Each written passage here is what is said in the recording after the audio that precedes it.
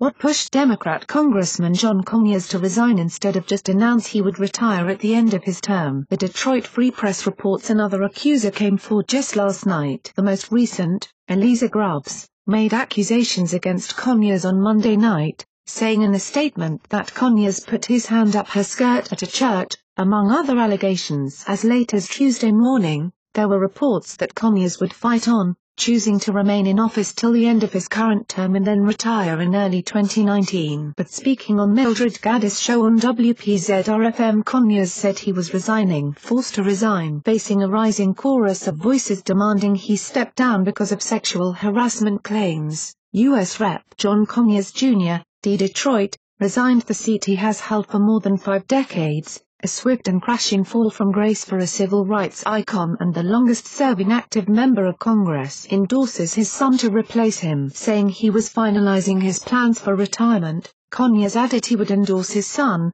John Conyers III, to replace in Congress. My legacy can't be compromised or diminished in any way by what we're going through now. This too shall pass. My legacy will continue through my children, Conyers told Mildred Gaddis on her Detroit radio show. As for the accusations against him, Conyers said, "They're not accurate, they're not true, and there's something I can't explain where they came from." Conyers, 88, resigned 2 weeks after an article on BuzzFeed.com detailed a secret settlement of more than $27,000 with former staffer Marion Brown, who accused him of making sexual advances toward her and paying her out of funds from his taxpayer-supported office. Marion Brown came forward with shocking details. The descriptions below of what went on at the office of Rep. John Conyers will make your blood boil. He felt entitled to treat the women in his office like he owned them in every way. It's pretty disgusting. We're still waiting to hear what's going to happen with Conyers. Democrat leaders have called for him to resign, but his lawyer has been pushing back, trying to make the accuser look bad. He treads a fine line with his threats to the accuser and to others in D.C. We're hoping he spills the beans on the others who have used our tax dollars to pay off sexual harassment victims. Marion Brown,